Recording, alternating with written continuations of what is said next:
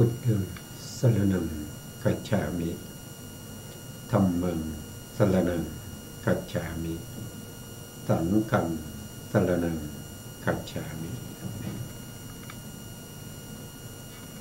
กราบนมัสการพระมหาเถระพระสังฆาธิการพระเถรานุเถระ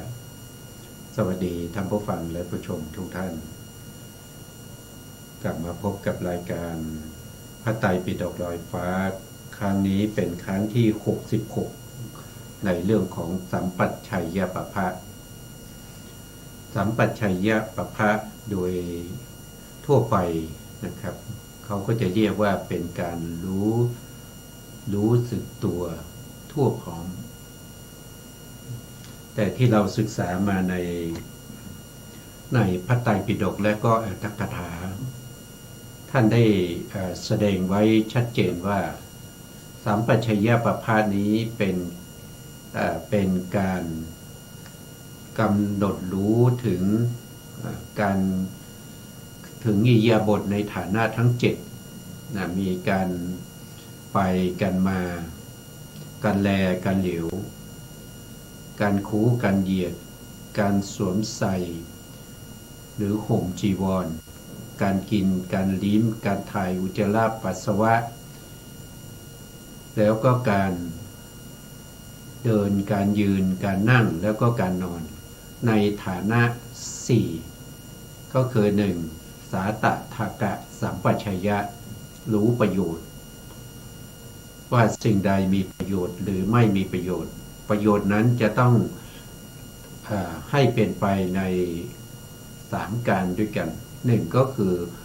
รู้ประโยชน์ในภพนี้นะครับที่เราทำไปแล้วที่มีประโยชน์ในภพนี้เช่นเราทำงานก็เพื่อหาเงินเลี้ยงชีพเลี้ยงลูกเลี้ยงภรรยาอันนี้เป็นประโยชน์ในภพนี้นะครับแล้วก็อย่าลืมประโยชน์ในภพหน้านั่นก็คือเราจะต้องมีการทำบุญให้ทานรักษาศีลเพราะว่าถ้าเราไม่ทำบุญ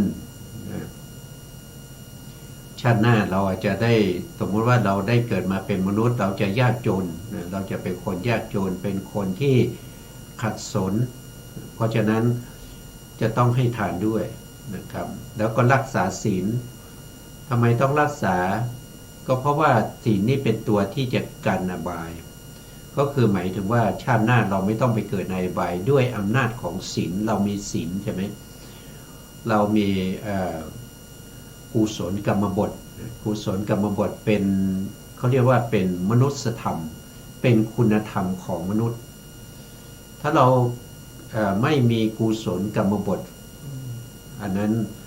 เวลาเขาให้ผลเราก็จะต้องไปเกิดในอบายไม่ว่าจะเป็นเดรัจฉานเป็นเปรตเป็นอสุรกายหรือเป็นสัตว์นรกก็ขึ้นอยู่กับการที่เราผิดในเรื่องของกุศลกรรมบทนั้นว่าเป็นกรรมที่หนักหรือไม่ถ้าเป็นกรรมหนักก็ไปตกนรกถ้าเป็นกรรมที่เบาบางนะครับก็มาเกิดเป็นเปรตเป็นอสุรกายหรือเป็นสัตว์นรกอย่างนี้เพราะฉะนั้นกุศลกรรมบทจึงมีความสำคัญนะครับไม่ว่าจะเป็นการเว้นจากการฆ่าสัตว์เว้นจากการลักทรัพย์เว้นจากการประพฤติผิดในกามเว้นจากการกล่าวมุสาคือกล่าวเท็จเว้นจากการกล่าวคำส่อเสียดปิสุนวาจาเว้นจากการกล่าวคำหยาบคายพลุสวาทนะครับแล้วก็เว้นจากการกล่าวคำเพ้อเจ้อเพ้อเจ้อไร้สาระอะไรทั้งหลายเหล่านี้นะก็เป็นไปในกายทางกาย3ทางวาจา4แล้วก็ทางใจอีก3นั่นก็คือได้แก่อนัพพิชาความไม่เพ่งเล็งอยากได้ของคนอื่นมาเป็นของตน2ก็คืออพยาบาทไม่พยาบาทคิดปองร้ายจองเวรอาฆาตคนอื่น3ก็คือ ต้องเป็นบุคคลที่มีสัมมาทิฏฐิมีความเห็นที่ถูกต้องเป็นไปในคุณธรรมทั้งหลายถ้าเราไม่มีกุศลกรรมบทนะครับเราก็ต้องไปนรกแน่นอนเพราะคุณธรรมของมนุษยธรรมคือกุศลกรรมบทถ้าเรารักษาไม่ได้นั่นก็แสดงว่าเรารักษาความเป็นมนุษย์ของเราไม่ได้นะก็อย่าไปโทษใครนะถ้าเราไปอบายนะครับก็สมควรแก่กรรมที่เราทำเพราะเรา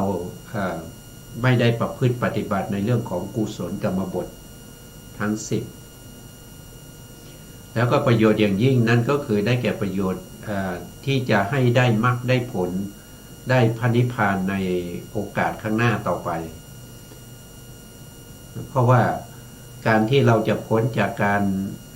พ้นจากในวัฏทุกข์ไม่ต้องเวียนว่ายตายเกิดไม่ต้องมาได้รับความทุกข์ไม่ว่าจะเป็นทุกข์ที่เป็นทุกขทุกข์ทุกขทุกข์ก็คือทุกข์ที่เป็นทุกข์ทางกายที่เราเห็นได้นะครับถูกฟันถูกแทงนะครับปวดท้องปวดศีรษะนะครับเวียนศีรษะปวดแขนปวดขาทั้งหลายเหล่านี้นะเป็นทุกขทุกข์แล้วเราไม่ต้องมามีปัญหากับวิปริณามทุกข์ก็คือความสุขที่เป็นกามสุขหรือความสุขที่เป็นฌานก็ตามนะครับมันก็มีการเปลี่ยนแปลงมันไม่เที่ยงนะมันไม่เที่ยงวิปริณามะนะครับทนอยู่ในสภาพของความสุขไม่ได้ต้องเปลี่ยนแปลงนะครับไม่มีใครที่จะมีความสุขอยู่ตลอดเวลามันเป็นไปไม่ได้ความสุขอันน้อยนิดนะครับที่เราได้รับอยู่แต่เราก็แสวงหาความสุขเหล่านั้นไม่ว่าความสุขเหล่านั้นจะเป็นไปในทางที่เป็นอภิชานะครับเพ่งเล็งอยากได้ของคนอื่นนะครับมีการลักทรัพย์มีการประพฤติผิดในการอะไรทั้งหลายเหล่านั้นอันนี้ก็เป็นเหตุเป็นปัจจัยให้เราได้รับความทุกข์ทรมานนะครับถึงแม้ว่ามันจะมีสุขนิดเดียวนะสุขในขณะที่เราได้นะครับหลังจากนั้นก็จะเป็นทุกข์นะครับมีความทุกข์ในการที่ต้องปกป้องยึดถือคุ้มครองนะไม่ให้สูญหายแต่เป็นไปไม่ได้นะครับเราก็จะต้องได้รับความทุกข์ที่มีการเปลี่ยนแปลงไปนั่นก็เรียกว่าเ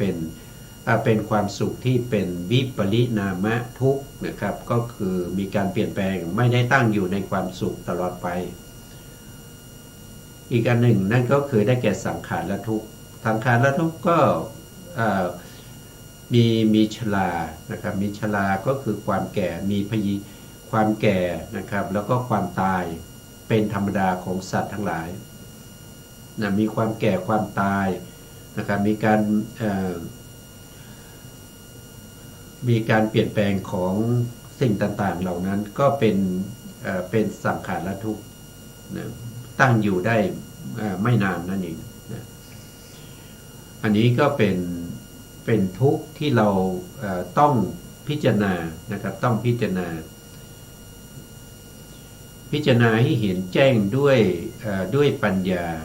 ด้วยปัญญาสติปัญญาเราก็ต้องรู้แจ้งในเรื่องของความเป็นจริงนะความเป็นจริงของสภาพของขันธ์ห้าอายตนะธาตุเหล่านี้ตามที่เขาเป็นจริงแล้วจะต้องรู้ในเรื่องของเหตุปัจจัยรู้ในเรื่องของปฏิจจสมุปบาทรู้เหตุในอดีตอดีตเหตุแล้วก็ปัจจุบันผลปัจจุบันเหตุแล้วก็อนาคตผลสิ่งเหล่านี้เป็นสิ่งที่เราต้องรู้แล้วก็ต้องทำความเข้าใจให้เข้าถึงสัจธรรมจริงๆเพื่อที่เราจะได้เข้าถึงมรรคเข้าถึงผลได้นะครับอันนี้ก็เป็น เป็นประโยชน์นะเป็นประโยชน์ที่เรียกว่าเป็นสาตถกะสัมปชัญญะรู้ประโยชน์ทั้งสามแล้วต่อมาก็ท่านให้เราพิจารณาถึงเรื่องของสัพพยะสัพพยะก็คือหมายถึงอยู่ที่ไหนก็มีทำให้เวลาเราเจริญกรรมฐานหรือเราทำการปฏิบัติธรรมอยู่ธรรมนั้นก็จะเจริญขึ้นนะครับจะเจริญขึ้นเรื่อยๆนะครับไม่หายไปไม่เสื่อมไป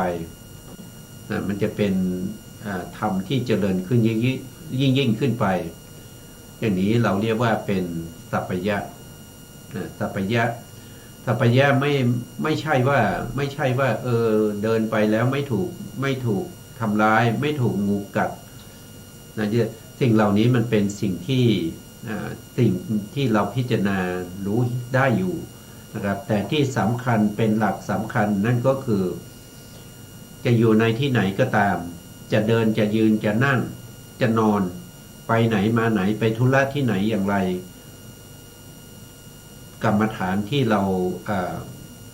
กำลังประพฤติปฏิบัติอยู่นะครับต้องเจริญขึ้นนะต้องเจริญขึ้นถ้าจะให้ดีต้องเจริญไปจนถึงการละกิเลสนะไปจนถึงละกิเลสนั้นแหละถึงจะเรียกว่าอิริยาบถทั้งหลายเหล่านั้นสัพพยะที่อยู่ที่อาศัยสัพพยะอาหารการกินสัพพยะอากาศนะครับอากาศก็สัพพยะจึงทำให้กรรมฐานที่เราถือเอานั้นเจริญขึ้นนะครับส่วนเรื่องของการอยู่ในสถานที่ที่อาจจะบิณฑบาตแล้วก็ได้อาหารไม่ค่อยได้อาหารแต่กรรมฐานเราเจริญนะครับอยู่ในที่นั้นกรรมฐานเราเจริญยิ่งขึ้นนะครับสิ่งที่เรากรรมฐานที่เราไม่เคยได้ก็เราก็ได้ในลักษณะนี้ถือว่าเป็นสัพพยะนะครับไม่ได้ถือว่าไม่ใช่สัพพยะนะครับถ้าไม่สัพพยะนั่นก็คือกรรมฐานของเราเสื่อมหายไปถึงจะอยู่แล้วก็อาหารการกินก็ดีญาติโยมก็คอยดูแลนะครับดูแลให้การสนับสนุนอย่างดีนะครับเราก็เจริญกรรมฐานได้โดยสะดวกโดยอาศัยญาติโยมเหล่านั้นแต่กรรมฐานของเรามันไม่ก้าวหน้าไม่เจริญมีแต่เสื่อมถอยนะครับมีแต่เสื่อมถอยในลักษณะนี้ให้เข้าใจว่ามันไม่สัพพยะแก่เรานะถ้าเราอยู่ไปนานๆนะครับเราก็จะเป็นหนี้นะครับเป็นหนี้อะไรก็คือเป็นหนี้อาหารบิณฑบาตที่อยู่ที่อาศัยแล้วก็อัฐบริขารยารักษาโรคนะครับขี้แล้วหน้าเภสัชทั้งหลายที่เข้ามาถวายเราเพื่ออะไรเขาอยากได้บุญนะครับเขาอยากได้บุญแล้วเรามีบุญให้เขาหรือเปล่านะครับบุญของเรามันอยู่ตรงไหนก็อยู่ที่ความประพฤติดีปฏิบัติชอบความประพฤติดีปฏิบัติชอบนั้นก็คือวัดได้ด้วยการด้วยความเจริญของกรรมฐานนะครับเพราะพระภิกษุจะต้องอยู่ด้วยกรรมฐานตามที่เราศึกษามานะครับเพราะฉะนั้นก็ต้องพิจารณานะครับถ้ากรรมฐานไม่เจริญมีแต่เสื่อมไปก็ต้องหาที่อยู่ใหม่นะครับหาที่อยู่ใหม่อันนั้นเป็นสิ่งที่เราต้องใส่ใจในเรื่องของสัพพยะในเรื่องของสัพพยะสัมปชัญญะแล้วก็ข้อที่3ท่านให้เราพิจารณาว่าเวลาเราจะทำอะไรก็ตามนะครับจะไปไหนมาไหนจะไปบิณฑบาตจะไปกิจนิมนต์ทั้งหมดทั้งมวลนั้นต้องมีกรรมฐานไปด้วยกรรมฐานที่เป็นสมถะหรือวิปัสสนานะครับต้องมีอยู่ประจำใจแล้วก็จะต้องหานะครับเราต้องหากรรมฐานที่มันถูกกับอัธยาศัยของเราหรือถูกกับจริตของเราถ้าเรากำหนดกรรมฐานนั้นนะครับเดินไปเดินมากรรมฐานนั้นก็ไม่หายนะครับสามารถที่จะรักษากรรมฐานนั้นไว้ได้นะครับเราต้องมีกรรมฐานประจำตัวนะครับเพื่ พื่อใช้ในการที่จะเอาติดตัวไปแล้วก็ติดตัวกลับมาอันนั้นเรียกว่าเป็นโคจรสัมปชัญญะแล้วก็ข้อที่4นะครับก็คืออสัมโมหะสัมปชัญญะอสัมโมหะสัมปชัญญะนั้นคือความไม่หลงนะครับไม่หลงลืมสตินะครับสติและปัญญาจะต้องเป็นตัวที่ในการที่จะกำหนดรู้พิจารณาในเรื่องของสัมโมหะสัมปชัญญะในทั้ง8ข้อด้วยกันครับทั้ง8ข้อที่เราได้ศึกษามานะครับก็มีอะไรบ้างนะก็มีการปฏิเสธตัวตนนะครับที่เราเป็นอยู่ทุกวันนี้ไม่ใช่ตัวไม่ใช่ตนนะเป็นแต่สภาวะของรูปนามเป็นขันธ์5เป็นอายตนะเป็นธาตุนะที่สืบต่อกันไปเท่านั้นนะครับถ้าเราค้นหาตัวค้นหาตนค้นหาชีวะอัตตาทั้งหลายแล้วไม่มีนะไม่มีตัวตนไม่มีอัตตชีวะแต่อย่างไรมีแต่รูปนามขันธ์5ที่เป็นไปตามวิถีจิตแล้วก็วิถีรูปที่สอดคล้องกันอาศัยซึ่งกันและกันแล้วก็เกิดขึ้นนะครับที่ท่านได้อธิบายในเรื่องของวิถีจิตมาแล้วจะต้องเก็บข้อมูลเหล่านี้เป็นข้อมูลเรียกว่ามูลปริญญาครับต้องมีข้อมูลเหล่านี้นะมีไว้ทำไมมีไว้ใช้ในขณะที่เราประพฤติปฏิบัติแล้วก็ให้พิจารณาว่าสิ่งเหล่านี้เป็นแต่ชั่วขณะตาวกาลิกะให้พิจารณาเป็นชั่วขณะตามความเป็นจริง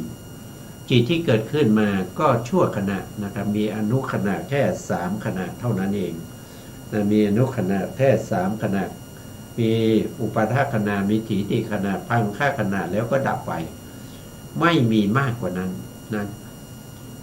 ส่วนรูปที่เกิดขึ้นนะไม่ว่าจะเป็นกรรมชรูปนะเป็นจิตตชรูปอุตุชรูปอาหารและรูปทั้งหมดทั้งมวลนั้นนะครับก็เป็นชั่วขณะมีอุปาทขณะแล้วก็มีถีติขณะถึงแม้ว่าถีติขณะถึงจะมีมากถึง49ขณะแล้วมีพังค่าขณะ1ขณะรวมเป็น51ขณะเล็กๆเรียกว่าอนุขณะ51ขณะแต่อนุขณะ51ขณะนั้นก็ดับไปรวดเร็วนะครับลัดนิ้วมือหนึ่งนะครับรูปเกิดขึ้นแล้วก็ดับไปถึง5,800 โกฏนะ5,800 โกฏนะครับเมื่อเทียบกับจิตดับไปตั้งแสนโกฏเพราะนั้นจิตนี้จะดับไปรวดเร็วกว่ารูปนะครับรูปจะช้ากว่าจิตช้าไปเท่าไหร่ก็ช้าไปเท่ากับจิต17ดวงนะครับจิตเกิดดับไป17ดวงรูปถึงดับไป1รูปอันนี้ก็เป็นชั่วขณะมันไม่ได้ตั้งอยู่นานนะครับไม่ได้ตั้งอยู่นาน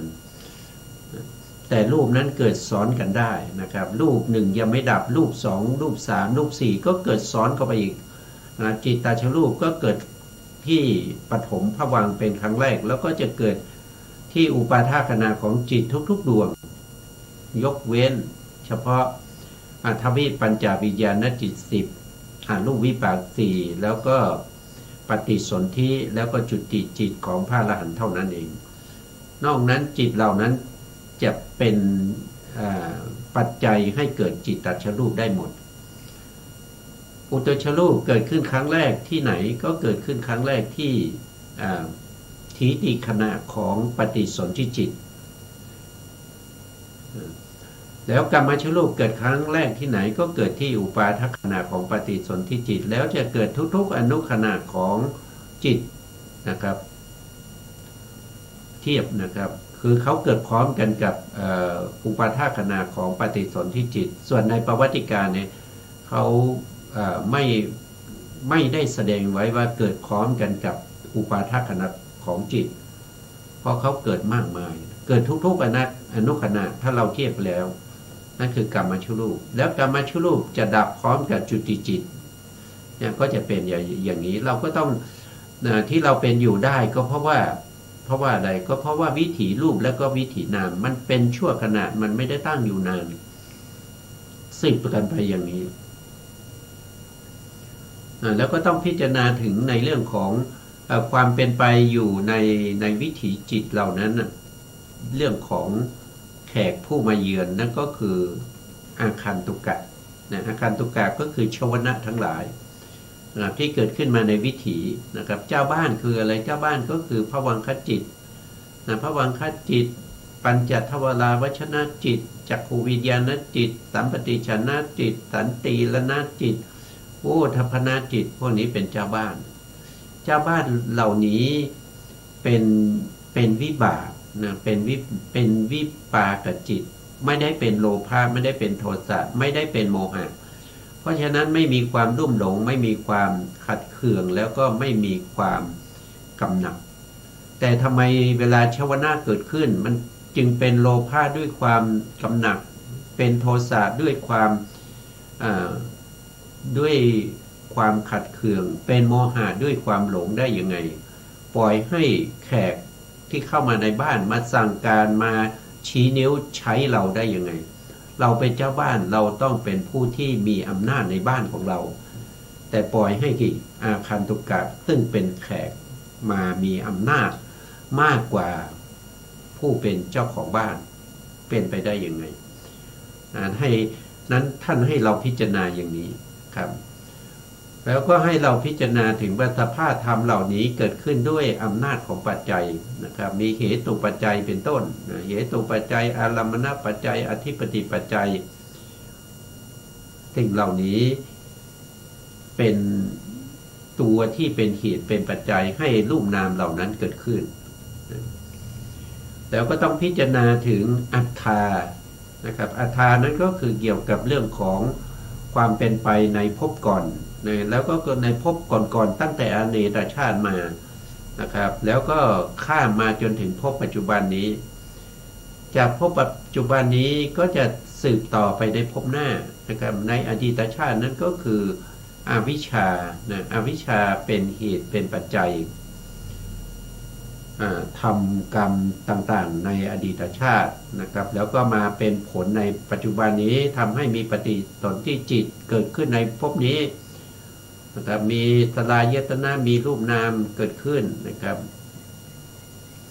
แล้วเมื่อเกิดขึ้นแล้วนะครับก็มีกิเลสคือตัณหาเมื่อมีตัณหาก็ต้องมีการทำกรรมที่ทำในภพนี้ก็จะเป็นผลให้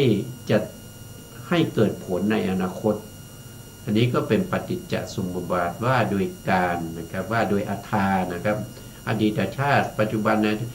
อดีตเหตุปัจจุบันผลปัจจุบันเหตุอนาคตผลเนี่ยสิ่งเหล่านี้เป็นสิ่งที่ได้แสดงไว้ในพระไตรปิฎกอรรถกถานะครับต้องพิจารณาสิ่งเหล่านี้ให้เกิดความชำนาญให้เข้าถึงความที่จิตยอมที่จะรับว่าสิ่งเหล่านี้เป็นความจริงเมื่อเห็นก็รู้ทันทีเลยว่าสิ่งที่เราเห็นนั้นมันไม่ใช่สัตว์ไม่ใช่บุคคลมันเป็นแต่รูปารมณ์ไม่เป็นแต่รูปารมณ์แล้วก็ตัวที่เห็นก็ไม่ใช่เราเป็นแต่สภาพของจิตที่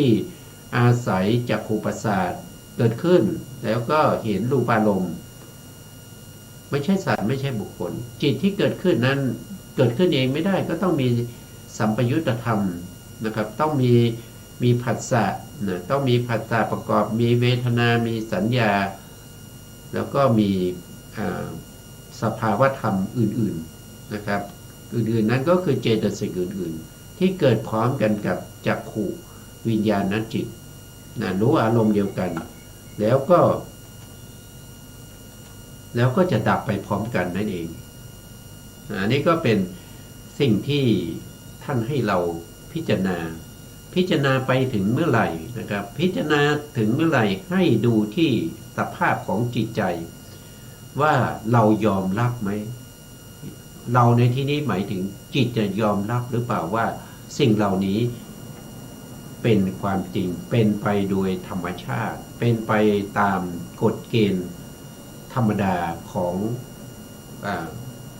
รูปนามที่สืบเนื่องกันไปเหมือนกับจิตที่ยอมรับยอมรับอะไรยอมรับอกุศลทั้งหลายเมื่ออกุศลเมื่อจิตเกิดขึ้นโดยมากก็จะไปเป็นอกุศลอยู่ไหมชาวนาก็จะเป็นอกุศลโดยธรรมชาติเขาเป็นอย่างนั้นนะครับถ้าเราไม่ฝืนไม่ฝึกไม่ได้ทำให้เกิดโยนิโสมนสิการกุศลจิตจะเกิดไม่ได้เลยเพราะอะไรก็เพราะว่าในอดีตชาติเนี่ยเราสะสมในเรื่องของอกุศลเหล่านี้มาจนชินแล้วจิตเกิดขึ้นมาจิตนั้นชินต่ออกุศลจิตนั้นจะไหลไปสู่อกุศลทันทีแต่ถ้าจะให้จิตนั้นมีโยนิโสแล้วก็ให้กุศลเกิดขึ้นนั้นมันยากเพราะเราไม่ได้ฝึกเราไม่ได้ฝึกเราไม่ได้ฝึกจิตให้ยอมรับนะถ้าเราฝึกจิตให้ยอมรับจิตนั้นเมื่อฝึกไปบ่อยๆจนเคยชินจิตก็จะยอมรับได้เหมือนกับจิตที่เป็นไปกับอกุศล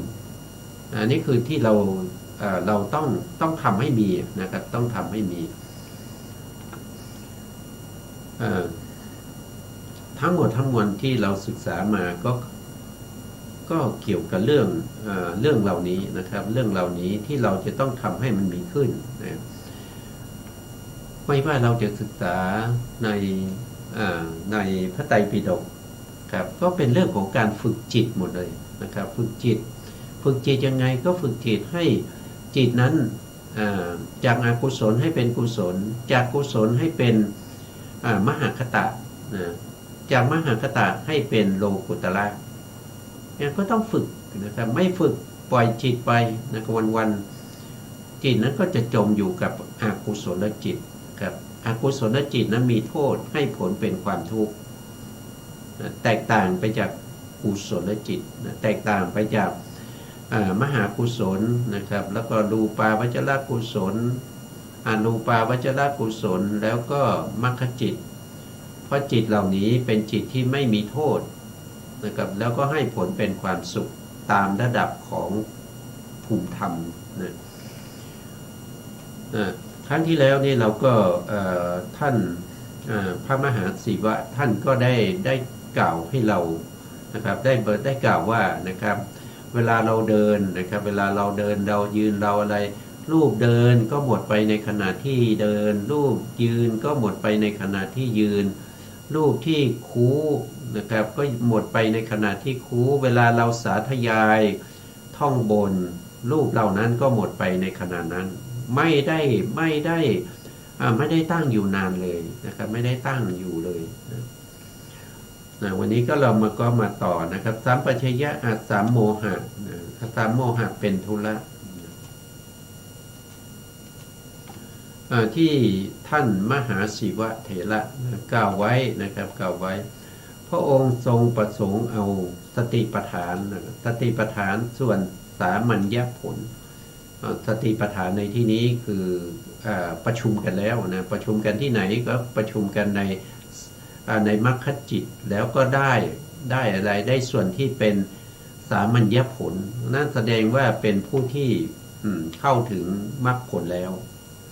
เป็นผู้ที่เข้าถึงมรรคผลนะครับได้สัมปชัญญะทั้งหมด4อย่างก็คือหมายถึงท่านบอกว่านะครับสัมปชัญญะ4อย่างนี้จะประชุมกัน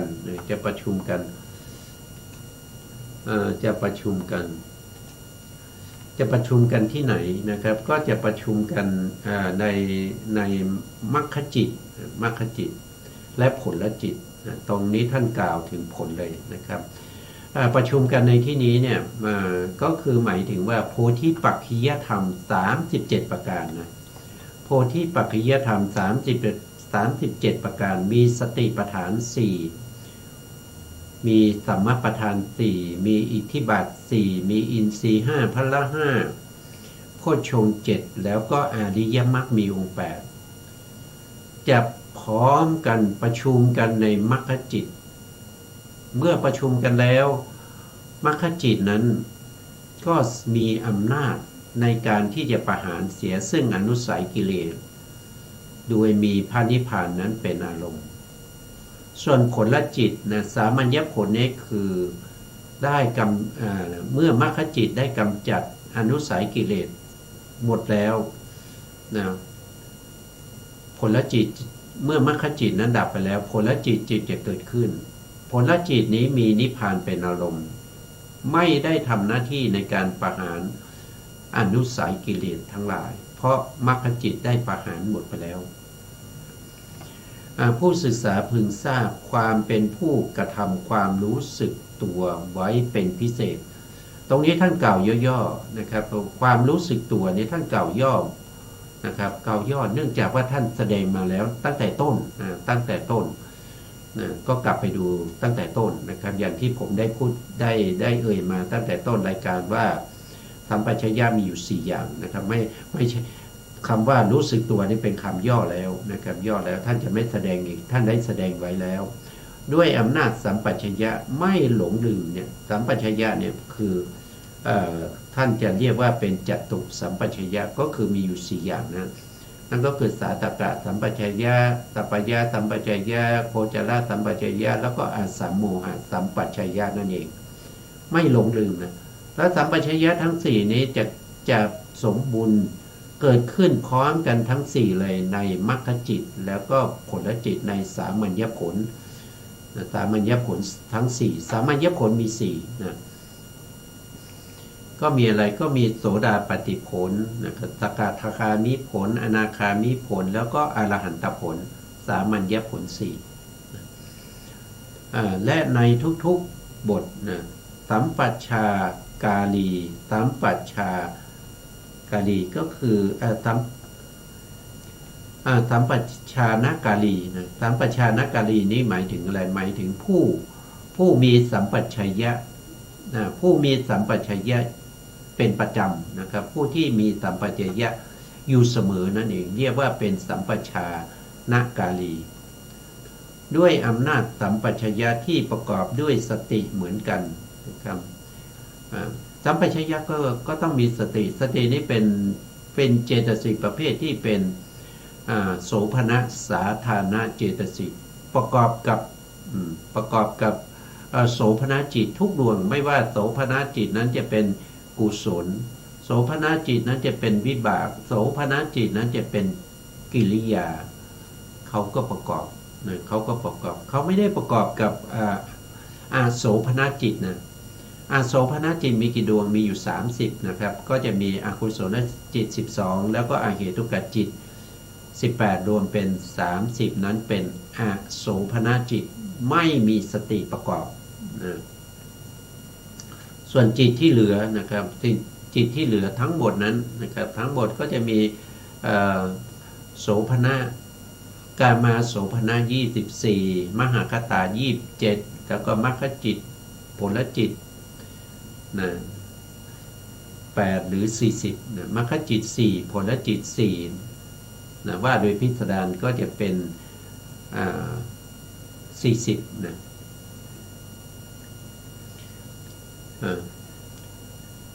ต่อมาครับต่อมาส่วนคำว่าส่วนในวิพังปกรณ์วิพังปกรณ์ก็เป็นคัมภีร์เป็นคัมภีร์อภิธรรมอภิธรรมคัมภีร์ที่2นะเรียกว่าเป็นวิพังปกรณ์คัมภีร์แรกก็ธรรมะสังคณีก็จะกล่าวถึงเรื่องของข้อธรรมต่างๆมีติกะมาติกาทุกกะมาติกานะครับแสดงธรรมที่เป็นติกะทุกกะนั่นเองนะครับก็มีมากมายนะครับก็ไปศึกษาเพิ่มเติมได้ส่วนวิพังนี้ก็จะเป็นการจำแนกข้อธรรมต่างๆเหล่านั้นจำแนกแล้วก็อธิบายข้อธรรมเหล่านั้นนะครับพระองค์ได้ทรงจำแนกบทเหล่านี้ไว้เหมือนกันว่าพระโยคีมีสติมีสัมปชัญญะก้าวไปข้างหน้ามีสติมีสัมปชัญญะถอยกลับอันนี้เราก็ศึกษามาแล้วนะครับศึกษาตรงนี้ท่านพูดย่อๆนะครับก้าวไปถอยกลับนี้ก็อยู่ใน7ฐานะนะครับก็อยู่ในฐานะที่1นะครับก็ การไปการมานะครับการไปการมาแล้วก็ต่อไปก็จะเป็นการแลการเหลียวนะครับฐานะที่สอง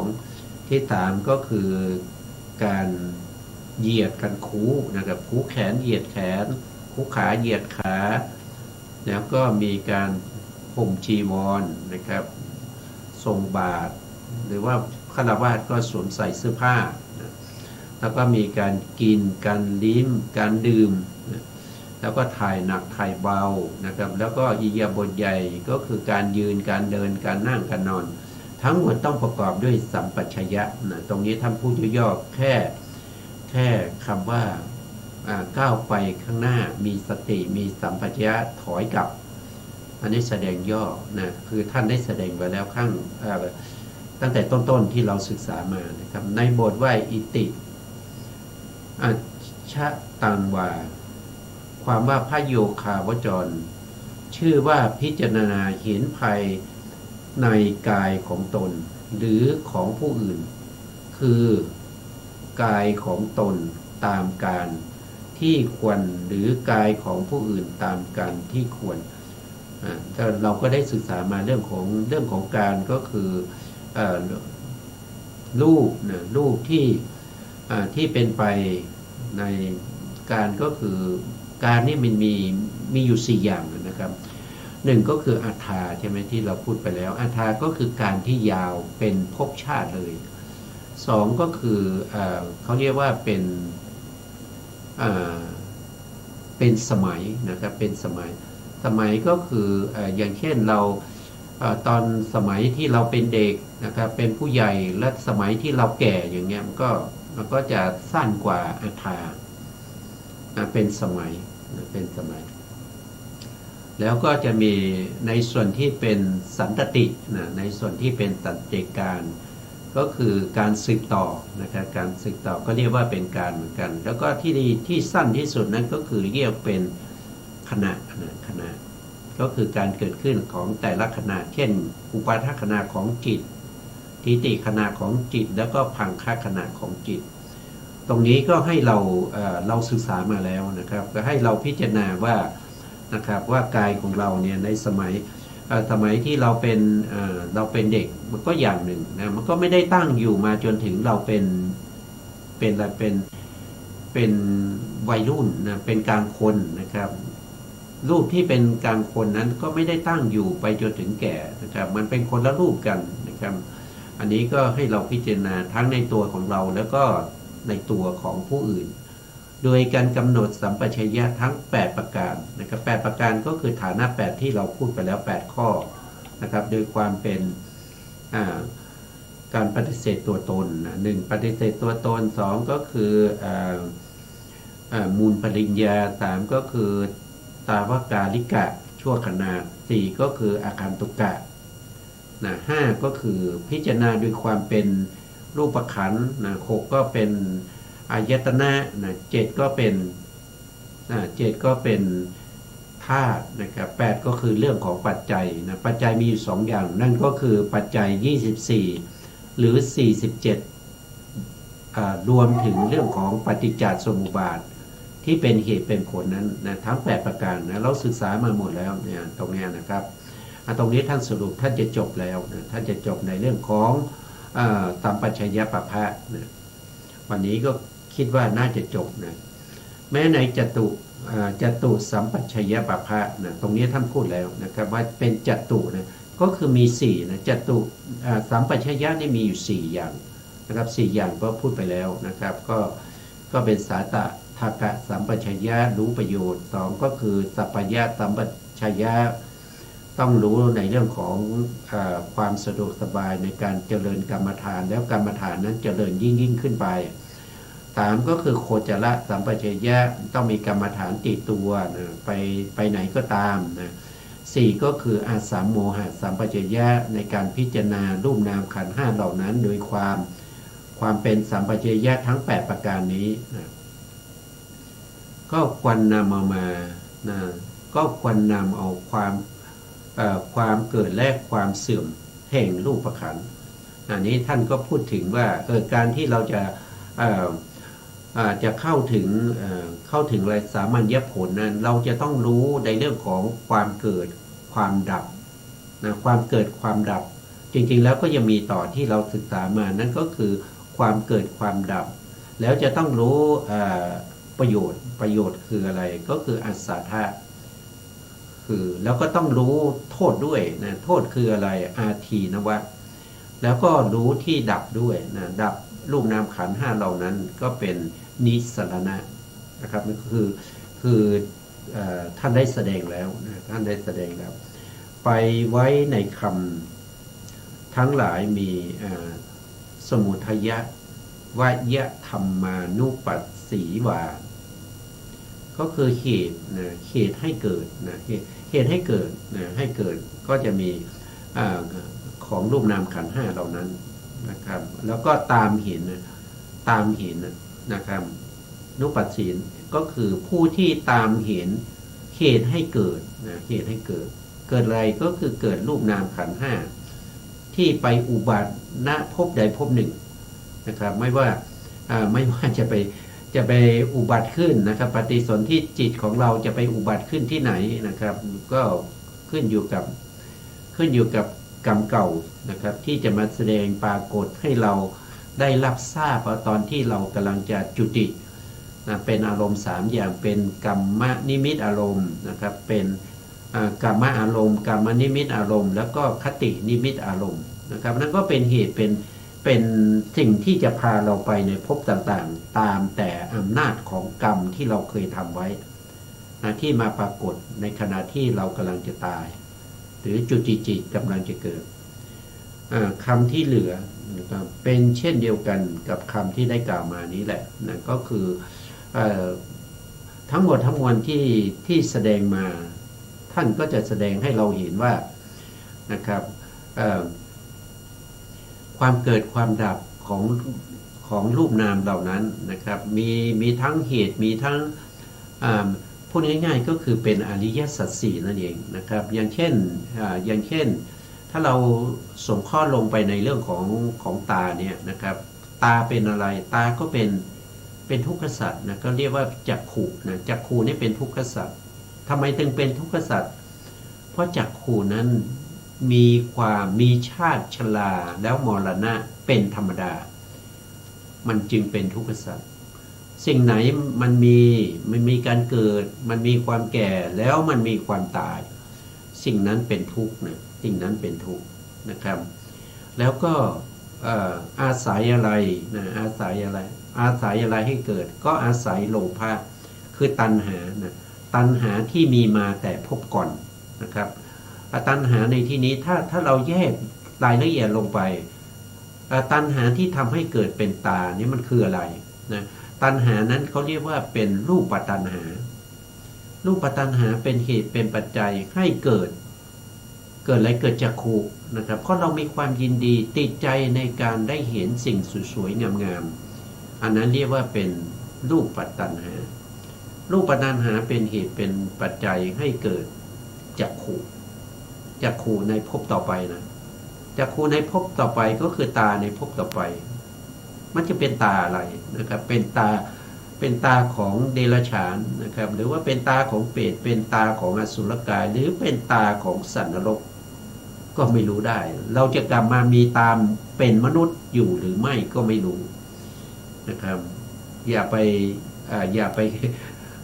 ท่านมีบุญนะท่านมีบุญท่านอาจจะได้ตาที่เป็นเทวดานะครับหรือว่าบางคนอาจจะ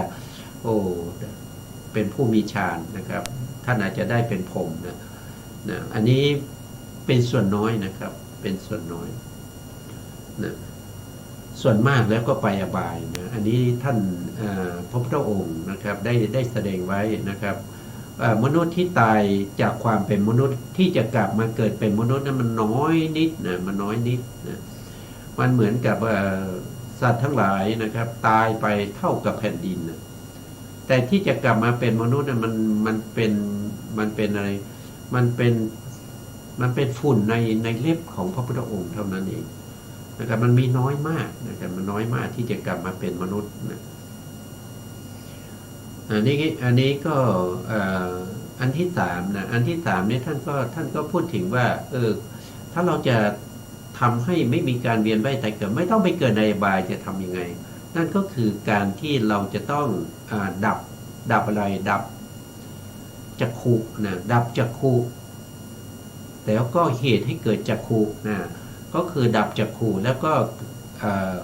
ดับจักขุสมุทัยความไม่เป็นไปของจักขุและจักขุสมุทัยนั้นก็คือได้แก่นิโรธนิโรธคืออะไรคือพระนิพพานได้แก่พระนิพพานเรียกว่านิโรธสัจจะแล้วทำยังไงล่ะเราจะถึงจะดับจักขุและก็จักขุสมุทัยได้ท่านก็บอกว่ามีวิธีปฏิบัติวิธีปฏิบัตินั้นคืออะไรก็คือได้แก่อาริยมรรคมีองค์8เป็นข้อปฏิบัตินะเป็นข้อประพฤติปฏิบัติเป็นหนทางนำไปสู่ความดับทุกข์อันนั้นเป็นมรรคสัจจะนะมรรคสัจจะก็เราก็ต้องดูว่ามรรคสัจจะนี่มีอะไรบ้างก็มีสัมมาทิฏฐิสัมมาทิฏฐิมีอะไรนะสัมมาทิฏฐิก็รู้เห็นตามความเป็นจริงความเป็นจริงยังไงก็คือให้เห็นรูปนามขันธ์ห้าเหล่านั้นแหละนะมันเป็นแต่สภาวะของความเป็นขันธ์ห้าอายตนะ12ธาตุ18มันไม่ใช่สัตว์ไม่ใช่บุคคลมันเป็นแต่สภาวะของธรรมเหล่านั้นที่เกิดขึ้นแล้วก็สืบกันไปแต่ละภพแต่ละชาติติดต่อกันไปอย่างนั้นนะก็ต้องเห็นอย่างนั้นนะถ้าไม่เห็นอย่างนั้นก็ไม่ใช่สัมมาทิฏฐิแต่สัมมาทิฏฐินี่มีต้องเห็นสิ่งเหล่านั้นตามความเป็นจริงนะครับนะไม่ใช่แล้วก็ต้องเห็นทั้งรูปทั้งนามนะไม่ใช่จะเห็นเฉพาะรูปอย่างเดียวนะครับว่าตามความเป็นจริงนามไม่รู้เรื่องก็ไม่ได้นะต้องรู้ทั้งรูปทั้งนามนะครับเพราะว่าการที่จะได้โสดาปัตติมรรคนี้ต้องอาศัยกำลังของทั้งรูปและนามนะครับจะอาศัยเฉพาะนามอย่างเดียวจะอาศัยเฉพาะรูปอย่างเดียวแล้วก็ได้โสดาบันเนี่ยมันเป็นไปไม่ได้มันเป็นไปไม่ได้โสดาบันต้องอาศัยทั้งรูปทั้งนามแต่ถ้าเราได้โสดาบันแล้วนะครับเราจะเจริญเฉพาะนามอย่างเดียวก็ได้นะครับก็ได้สามารถที่จะเข้าถึงสกทาคามีมรรคอนาคามีมรรคแล้วก็อรหันตมรรคได้แต่เริ่มต้นจะต้องทั้งรูปทั้งนามอันนี้เป็นข้อประพฤติปฏิบัติที่เราเรียกว่าเป็นอริยมรรคมีองค์8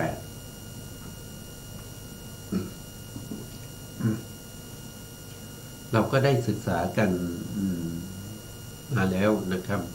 อันนี้ท่านก็ไม่ได้พูดถึงผู้ย่อๆนะครับผู้ย่อๆก็คือท่านได้พูดไปแล้ว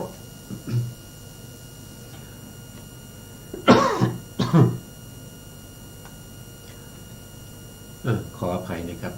ต่อไปนะครับอริยสัจในสัมปชัญญะในที่นี้สติที่กำหนดรู้สัมปชัญญะทั้ง4คือสตินี้เป็นถ้าเราจัดในมรรคนะในมรรคเนี่ยสติเนี่ยเป็นประเภทที่เป็นสมาธิเป็นประเภทที่เป็นสมาธิ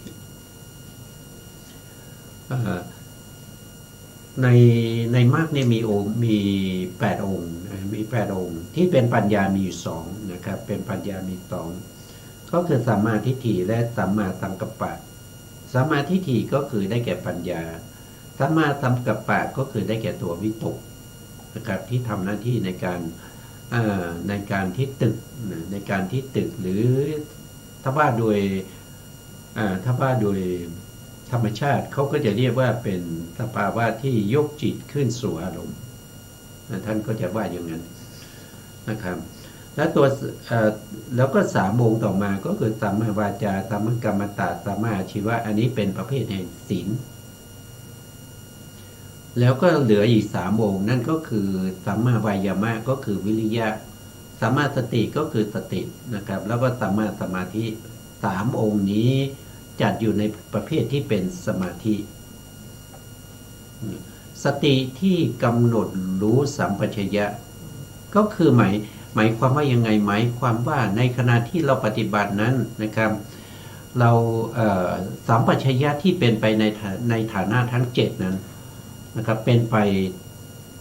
ป ทั้งสี่ใช่ไหมครับทั้งสี่ที่เป็นจตุสัมปชัญญะนั้นในอิริยาบถทั้งเจ็ดแล้วต้องมีสตินะครับมากำหนดรู้สัมปชัญญะนั้นด้วยนะครับต้องมีคือหมายถึงสติหลังๆเนี่ยเข้ามากำหนดรู้สัมปชัญญะเหล่านั้นนะครับอันนี้ท่านบอกว่าเป็นทุกขสัจนะเป็นทุกขสัจตัวตัวสัมปชัญญะตัวสติที่มกำหนดรู้สัมปชัญญะนี้ก็เป็นทุกขสัจเป็นทุกขสัจตัณหาเดิมนะที่ยังสติให้ปรากฏตัณหาเดิมที่ยังสติให้ปรากฏนั้นเป็นสมุทัยสติที่ปรากฏเนี่ยสติปรากฏก็เพราะว่ากำหนดรู้กำหนดรู้แล้วลึกรู้ถึงอะไรแล้วลึกรู้ถึงสภาวธรรมทั้งหลายนะสภาวธรรมทั้งที่เป็นทุกขสัจแล้วก็ทั้งที่เป็นสมุทัยก็ตัวสติเนี่ยเป็นตัวที่แล้วลึกรู้ว่าทำอย่างนี้สภาพอย่างนี้รูปนามอย่างนี้มันเป็นทุกขสัจแล้วก็รูปนามเรานามนะครับนามก็คือตัณหาที่เข้าไปยินดีในปิยรูปสาตรูปปิยรูปสาตรูปก็คือขันธ์ห้านั่นเองไปยินดีในเรื่องของรูปนะรูปขันธ์นะเวลายินดีในรูปขันธ์มันจะเป็นกลุ่มก้อนนะไม่ใช่รูปขันธ์แต่เป็นรูปที่น่ายินดีน่าชอบใจไปยินดีในเวทนาที่ประกอบกันนะครับเป็นกลุ่มเป็นก้อนนะครับก็เกิดความยินดีไม่ใช่เวทนาขันธ์ไปยินดีในสัญญานะสัญญาก็เป็นกลุ่มเป็นก้อนจำได้ไหมรู้แต่ไม่ใช่สัญญาขันธ์ถ้าเป็นรูปขันธ์เวทนาขันธ์สัญญาขันธ์หรือสังขารขันธ์หรือวิญญาณขันธ์เนี่ยถ้าแยกกระจายออกมาอย่างนี้ตัณหาจะไม่ยินดีกับสิ่งเหล่านี้แต่ตัณหาจะยินดีกับสิ่งเหล่านี้ที่มันรวมกันอยู่รวมกันเป็นกลุ่มเป็นก้อนเป็นคณะสัญญานะครับเป็นที่อาศัยยินดีเกิดของตัณหาตัณหาจะยินดีอย่างนั้นนะครับตัวสตินี้จะเป็นตัวที่เข้าไปรู้ถึงสภาวธรรมเหล่านั้น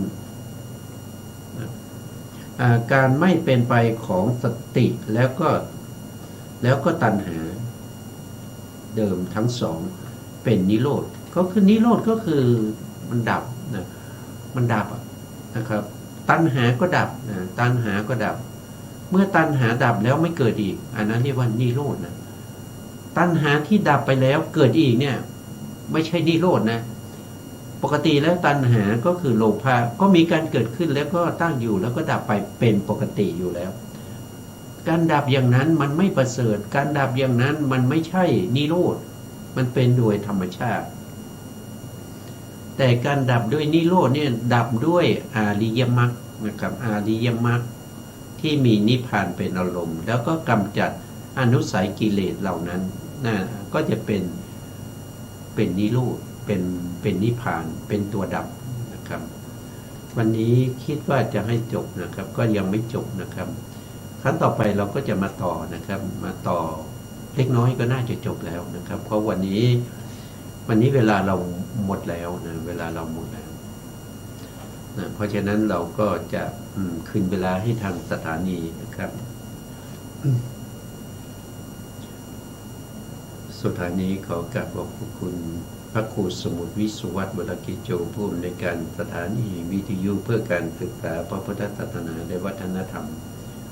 FM 104.5 เมกะเฮิรตซ์วัดไผ่หินจังหวัดเชียงใหม่และขอกราบขอบคุณพระครูปริยัติยานุสาขอบคุณท่านผู้ฟังและผู้ชมทุกท่านที่ให้เกียรติติดตามในรายการพระไตรปิฎกลอยฟ้าพบกันใหม่ในโอกาสต่อไปครับวันนี้ลาไปก่อนครับสวัสดีครับ